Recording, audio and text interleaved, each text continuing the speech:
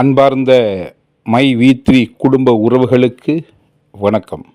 நண்பர்களே, கடந்த ஜூலை 1ஆம் தேதி நம்ம கம்பெனியுடைய 4ஆம் ஆண்டு துவக்க விழா எவ்வளவு பிரம்மாண்டமாக கொண்டாடப்பட்டிருக்க வேண்டிய அந்த நாளை ஒன்றுமே சொல்லாமல் கடந்து போயிட்டேன். ஏன் அவ்வளவு மனவேதனை எனக்கு இருக்குது.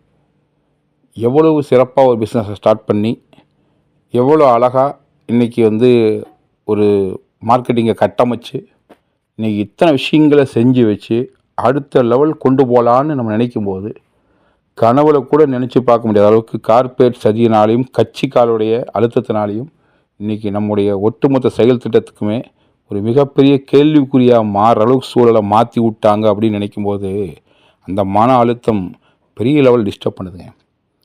என்ன தப்புன்னு நான் ஒரு வாய்ப்பு ஏற்படுத்தி கொடுத்து எல்லாத்துக்கும் சம்பாதிக்கிறதுக்கு ஒரு சூழலை அமைச்சு கொடுத்தது தப்பா? மிகச்சிறப்பாக சொன்னபடி என்ன இன்கமோ அதை பர்டிகுலர் டேட்டுக்கு முன்னத்தினாலே தர அளவுக்கு சூழலை உருவாக்கி நான் ஸ்டாப் பண்ணிட்டு வந்தோம். அதை படிப்படியாக கெடுத்து இன்றைக்கி ஒரு பறவையினுடைய இறகை ஒன்றொன்னா எல்லா ரெக்கையும் பிடுங்கி போட்டால் எப்படி ஒரு லெவலில் பறக்க முடியாமல் போயிருமோ அது மாதிரி பிஸ்னஸுக்கு எதிராக ஒவ்வொரு சூழலாக ஏதோ ஒரு விஷயத்தை பரப்பி இன்றைக்கி பிஸ்னஸினுடைய அடுத்த கட்ட மூமெண்ட்டையே ஒரு கேள்விக்குறி ஆக்கிற அளவுக்கு கொண்டு விட்டுருக்காங்க. அப்படின்னா இது எவ்வளோ சதி. இதில் என்னென்னா, பிஸ்னஸுக்காக நான் 2 முறை கேஸ் வாங்கியிருக்கேன், எஃப்ஐஆர். அதாவது ஒன்று என்னென்னா, நம்ம கம்பெனிக்கு எதிராக புறப்பட்ட வழக்கை எதிர்த்து அந்த வழக்கு சார்ந்த ஒரு நபருக்கு எதிராக ஒரு மனு கொடுப்பதற்கான ஒரு கூட்டத்தை ஒரு பெரிய லெவலில் மக்கள் ஆர்கனைஸ் பண்ணி நீலம்பூரில் கூட்டிட்டாங்க. அந்த கூட்டத்தில் மக்களாக நானுமே கலந்துக்கிட்டேன். அதில் ஒரு வழக்கு என் மேலே பதிவாச்சு, ஒரு எஃப்ஐஆர்.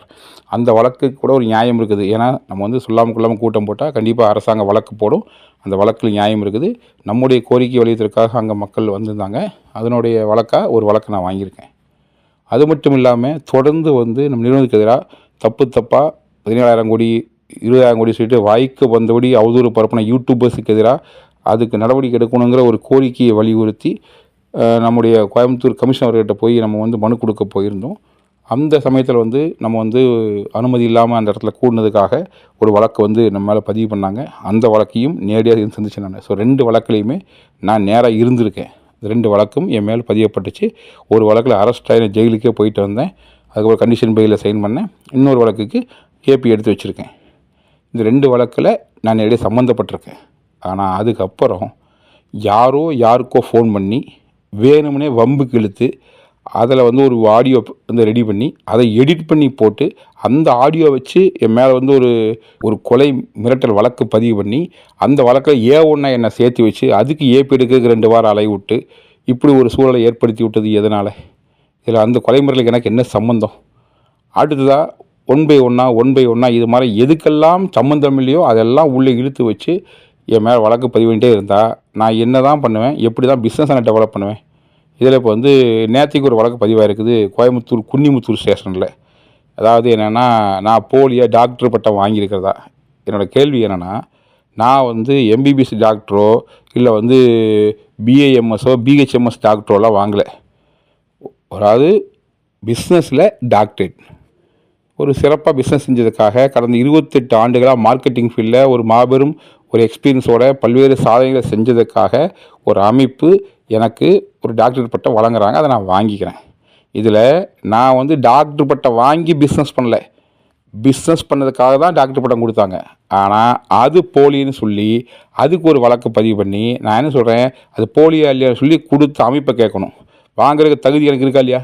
இத்தனை லட்சம் பேருக்கு தொழில் வாய்ப்பு கொடுத்து இத்தனாயிரம் பேர்த்து பல்லாயிரக்கணக்கில் சம்பாதிக்க வச்சு இன்றைக்கி ஒரு மிகப்பெரிய தொழில் திட்டத்தினுடைய முன்னோடியாக இருந்து செயல்பட்டுக்கிறோம்னு சொன்னால் மற்றவங்கெல்லாம் பார்த்து வியக்கிற அளவுக்கு ஒரு பிஸ்னஸை கட்டமைச்சு கொண்டு வரோம்னு சொன்னால் ஒரு பிஸ்னஸ் ஆஃப் டாக்டர் வாங்குறதுக்கான தகுதி இல்லையா? அதுக்கு ஒரு வழக்கு பதிவு பண்ணி என்னை திரும்ப ஓட விடுவாங்களா ஏபி எடுக்கிறதுக்கு? இதை தாண்டி என்னென்னா, யூடியூப்பில் இன்றைக்கி லட்சம் பேர் லட்சம் விஷயங்களை பேசுகிறான்.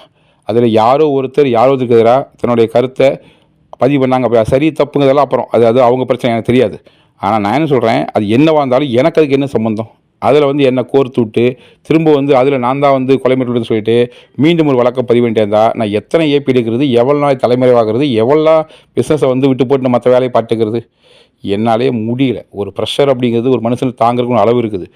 கடந்த 1 வருஷமாக இந்த பிரச்சனைகளுக்குள்ளே சிக்கிட்டு நான் வந்து ஒரு பிஸ்னஸை காப்பாற்றணும் ஒரே காரணத்துக்காக அத்தனை சிரமங்களையும் வந்து தாங்கிக்கிட்டு ஒவ்வொரு முறையும் அதை வந்து தாண்டி பிஸ்னஸை கொண்டு போயிருக்கேன். ஆனால் இன்றைக்கி எலெக்ஷனெல்லாம் வந்து தாண்டி உள்ள பிஸ்னஸை நார்மல் பண்ணி எல்லாமே செட்டில் பண்ணி ஒவ்வொன்றா டெவலப் பண்ணலான்னு யோசிக்கும்போது என்னை யோசிக்க கூட விடாமல், என்னை செயல்பட கூட விடாமல் மாற்றி வழக்கு மேல் வழக்கு போட்டு எல்லா விதத்துலையுமே டிஸ்டர்ப் பண்ணிகிட்டே இருந்தால் இதற்கு என்ன தான் தீர்வு? எனக்கு வந்து என்னென்னா ஒரு பெரிய லெவலில் மன உளைச்சல் இருக்கேன். இன்றைக்கி என்னென்னா மக்கள் நம்ம கூட இருக்கிறாங்கங்கிற ஒரே ஒரு காரணத்துக்காக மட்டும்தான் என்னால் நிம்மதியாக இருக்க முடியாத ஒழிய, மற்றபடி இன்றைக்கி செயல்பட ஒரு முயற்சி எடுக்கிற ஒவ்வொரு சமயத்தையும் தடையை ஏற்படுத்தி அதை டிஸ்டர்பன்ஸாகவே மாற்றிக்கிட்டு இருந்தால் இதுக்கு ஒரு தீர்வு எடுக்கணுங்கிறதான் இப்போ ஒரு காலத்தின் கட்டாயமாக இருக்குது. ஸோ அதனால் வந்து பல விதமாக நான் யோசிச்சுருக்கிறேன். ஏன்னா வழக்கு மேல் வழக்கு போட்டு ஒரு ஏபி வந்து நான் அப்ளை பண்ணியிருந்தேன், அதுவும் இன்னைக்கு கேன்சல் ஆகிப்போச்சு. ஸோ என்ன வந்து ஒரு விஷயத்தை வந்து நான் செய்கிறது, எப்படி செய்கிறது, எந்த இடத்துல வந்து நான் சுயமாக யோசிக்கிறது, எந்த இடத்துல வந்து ஃப்ரீயாக யோசிக்கிறது, எப்போ வந்து பிரச்சனை இல்லாமல் நார்மலாக யோசிக்கிறதுன்னு சொல்லி எனக்கு ஒன்றுமே புரியல. இன்றைக்கி வந்து நம்ம ஒரு மிகப்பெரிய ஒரு ஓட்டப்பந்தயத்தில் கலந்துட்டு ஓடும் பொழுது காலில் வந்து இரும்பு குண்டை ஒன்று கட்டி விட்டால் எப்படி இழுத்துட்டு ஓடுறது? ஸோ இந்த ஒரு மிகப்பெரிய கேள்வி எனக்குள்ளே இருக்குது. ஸோ இதுக்கு ஒரு முடிவு எடுக்க வேண்டிய தேவை எனக்கு வந்தாச்சு இன்றைக்கி. ஸோ இது வரைக்கும் வந்து 1 by 1 சொன்ன மாதிரி OM, BM, சில்வர், கோல்டுக்கெல்லாம் பேமெண்ட் போட்டிருக்கேன். ஸோ இன்னும் அடுத்தடுத்து எல்லாத்துக்கும் டெவலப் பண்ணுறதுக்கான எல்லா மூமெண்ட்டையும் நான் பண்ணிகிட்டு இருக்கும்போது எல்லாத்துக்கும் தடை ஏற்படுத்துகிற மாதிரி மீண்டும் எனக்கு தொடர்ந்து தொந்தரவு கொடுத்துட்டே இருந்தால் நானும் மனுஷன் தானே, எனக்கு ஒரு ப்ரெஷர், எனக்கு ஒரு லிமிட்னு ஒன்று இருக்கும் இல்லையா? அந்த லிமிட்டை தாண்டி எனக்கு இன்றைக்கி பிரச்சனை போயிட்டுருக்கு. ஸோ எனக்கு என்ன பண்ணுறது ஒரு முடிவு எடுக்க முடியாமல் தடுமாறிட்டுருக்கேன் நான். ஸோ ஆனால் இன்றைக்கி ஒரு நாளைக்கு ஒரு முடிவு எடுத்துருவேன் நான். இந்த விஷயத்தை இப்படியே கொண்டு போயிட்டு இருந்தால் சரியாக வராது. ஸோ ஒரு முழுமையான தெளிவோட ஒரு பிஸ்னஸ் பண்ணால் மட்டும்தான் அடுத்த லெவல் போக முடியும். இன்றைக்கி அரசாங்கம் நம்முடைய பிஸ்னஸை கரெக்டாக தான் நம்ம செஞ்சுருக்கோங்கிறத பல முறை வந்து நம்ம விளக்கம் கொடுத்துட்டோம். அது அவங்களும் பார்த்துருக்காங்க. இதில் என்னென்னா பிஸ்னஸ் ஸ்டார்ட் பண்ணும்போது பெரிய எந்த கைட்லைன்ஸும் இல்லாமல் நமக்கு எது சரின்னு தோணுச்சோ நம்ம ஸ்டார்ட் பண்ணி செஞ்சோம். அது சக்ஸஸ்ஃபுல்லாக சொன்னபடி செஞ்சு காமிச்சு இருந்திருக்கோம். ஆனால் இன்றைக்கி வந்து அது சரியில்லை, இது சரியாக சொல்லி பல்வேறு குற்றச்சாட்டுகள் வரும்போது ஒரு லெவலுக்கு மேலே எது சரியோ அதை ஒரு முடிவெடுத்து அதற்கு பின்னால் அதை மட்டுமே ப்ராப்பராக செஞ்சு டெவலப் பண்ணுறதுக்கு என்ன வழியோ அதை செய்யலான்னு நான் யோசிக்க ஆரம்பிச்சிட்டேன். இன்றைக்கி இத்தனை ப்ராடக்ட் லான்ச் பண்ணியாச்சு. நம்ம இன்னும் சொல்லப்போனால் ஹேர் டே எல்லாம் லான்ச்சிங்க்கு ரெடியாக எப்போவோ இருக்குது. ஆனால் இந்த பிரச்சனைகளுக்கு மத்தியில் எதையும் லான்ச் பண்ண முடியாமல் பல்வேறு தடைகளை வச்சுக்கிட்டு என்னால் வந்து ஒரு அடி எடுத்து வைக்க முடியாமல் பெரிய லெவலில் ஸ்ட்ரகிளாகி நிற்கிறேன். ஸோ இந்த நேரத்தில் கண்டிப்பாக மக்களோட ஒத்துழைப்போட மீண்டு வந்து எல்லா பிரச்சனையும் சரி செஞ்சு மிகச்சிறந்த முறையில் எதை நோக்கி நிறுவனத்தில் செயல்படுத்தி கொண்டு போயிட்டு இருக்கிறனோ அதை நோக்கி செஞ்சு ஆகணுங்கிற ஒரு செயல் தொடர்தோடு தான் நான் காத்துக்கிட்டு இருக்கேன். அந்த களத்தை வந்து உருவாக்குறதுக்கு போராடிட்டுருக்கேன். ஸோ இன்றைக்கி மக்கள் வந்து ஒரு பெரிய லெவலில் சப்போர்ட்டாக இந்த நெருக்கடியான நிலைமையில் கூட கம்பெனி நம்பி நிற்கிறது வந்து ஒரு மிகப்பெரிய சக்தி, ஒரு மிகப்பெரிய மகிழ்ச்சி, மிகப்பெரிய நன்றி. ஆனால் இந்த பிரச்சனையிலேருந்து நான் மீண்டு வந்து எல்லாத்தையும் சரி பண்ணிட்டு வந்து மிகச்சிறந்த முறையில் நிறுவனத்தை நடத்தணும் அப்படிங்கிறத என்னோடய திட்டமாக இருக்குது. ஸோ இதுக்கு என்ன பண்ணலாம், என்ன பண்ணால் இந்த பிரச்சனையிலேருந்து மீண்டு வர்றதுக்கு நம்ம வந்து ஒரு முடிவு எடுக்க முடியும், இதுக்கான சரியான முடிவு என்ன, இப்படியே ஓடிட்டு இருக்கக்கூடாது. ஏன்னா வந்து மக்களை பார்க்கவே முடியல, தொடர்ந்து வந்து தலைமுறை வர வேண்டிய அவசியமாக இருக்குது. ஏன்னா ஏபி எடுக்காத போது ஏதோ அரசுக்கு போயிட்டால் தேவையெல்லாம் பிரச்சனை ஆகுமேன்னு யோசிக்க வேண்டியிருக்குது. ஸோ இப்படி எல்லாம் மன அழுத்தத்தோடையே ஓடிட்டு வேண்டியிருக்குது.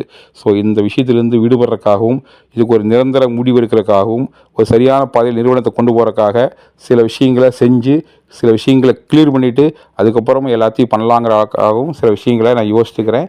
இது என்ன பண்ணலாங்கிறத இன்றைக்கி மீண்டும் ஒரு வீடியோவில் உங்களை ஷேர் பண்ணுவேன். மற்றபடி ஒரு முடிவை நோக்கி நான் நகர்ந்துட்டுருக்கேன். அது எதுவாக இருந்தாலும் அது நிச்சயம் மக்கள் நலன் சார்ந்தாக இருக்கும். ஏன்னா இது ஓடி போகிற கம்பெனியில் நானும் ஓடி போகிற ஆள் கிடையாது. எதாக இருந்தாலும் நின்று ஃபேஸ் பண்ண நினைக்கிற ஒரு நிறுவனம், நின்று ஃபேஸ் பண்ணியிருக்க ஒரு நபராக உங்கள் முன்னாடி இது வரைக்கும் நின்றுருக்கேன். இனிமேலும் அப்படி தான் நிற்பேனே ஒழிய எந்த ஒரு சூழ்நிலையுமே நான் ஓடி போகிறது கிடையாது. அதுக்கு வந்து ஆன ஆள் நான் கிடையாது. ஸோ நிச்சயமாக ஒரு சரியான முடிவெடுத்து இந்த பிரச்சனையிலேருந்து முழுமையாக மீண்டு வந்து மீண்டும் நம் நிறுவனத்தை எந்த லெவலில் கொண்டு போகணுமோ அந்த லெவலில் கொண்டு போகிறதுக்கு நான் தயாராகிட்டுருக்கேன். நிச்சயமாக மக்கள் சக்தியின் துணை கொண்டு இந்த இவ்வளவு நம்பிக்கையோட இருக்கிற மக்களுடைய ஆதரவு கொண்டு நிச்சயமாக நான் நினச்சதை நான் செஞ்சு முடிப்பேன். உங்களோட ஒத்துழைப்பு இது வரைக்கும் எவ்வளோ இருந்ததோ அதை விட கூடுதல் ஒத்துழைப்பு எனக்கு தேவைப்படுற காலகட்டம் இது.